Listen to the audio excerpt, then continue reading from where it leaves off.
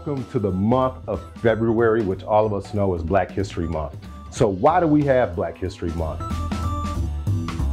Carter G. Woodson was a scholar whose dedication to celebrating the historic contributions of Black people led to the establishment of Black History Month, marked every February since 1976. Woodson was born in 1875 to illiterate parents who were former slaves. His schooling was erratic, and for the most part, he was largely self-taught.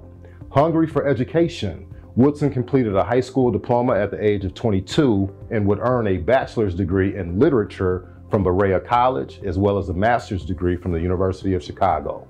Woodson became the second Black student to attend Harvard University and earned his doctorate of history degree in 1912.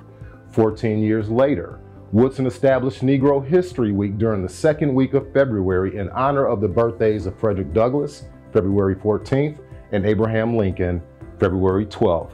So what inspired Carter G. Woodson to establish Negro History Week? After being barred from attending the American Historical Association conferences, despite being a dues-paying member, Woodson believed that the white-dominated historical profession had little interest in Black history. He saw African and African-American contributions as overlooked, ignored, and even suppressed by the writers of history textbooks and the teachers who used them. In 1933, Woodson published a book called The Miseducation of the Negro. In chapter 1 of the book, he describes this scenario. At a Black summer school 2 years ago, a white instructor gave a course on Black people, using for his text a work which teaches that whites are superior to the Blacks. When asked by one of the students why he used such a textbook, the instructor replied that he wanted them to get that point of view. So even schools for Black children then are places where they must be convinced of their inferiority. Why would our public school system teach racial inferiority to its young people? Or another question may be, where's the evidence of such teaching? A few years ago, I was working with staff in West Bend, Wisconsin, and I was speaking on the importance of Black history and referenced a quote from Woodson. The following day, a social studies teacher whose family has been in Wisconsin for over 150 years showed me his great-grandmother's geography textbook from elementary school.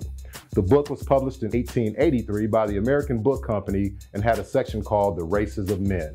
And I quote, "There are 5 races, the Caucasian or white race, the Mongolian or the yellow race, the Ethiopian or black race, the Malay or brown race, and the American or red race. The Caucasian or white race is superior to all and exceeds every other race in numbers.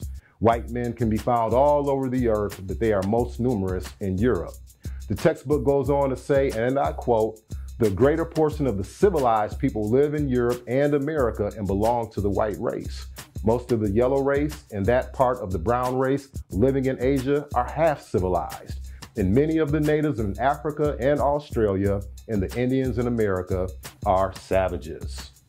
What effect did such teaching have on the psychological development of Black children? In the 1940s, psychologists Kenneth and Mamie Clark designed and conducted a series of experiments known as the doll tests to study the extent to which race impacted the development of self-esteem in Black children. They used 4 dolls, identical in color, to test children's racial perceptions. Their subjects, children between the ages of 3 to 7, were asked to identify both the race of the dolls and which color they preferred.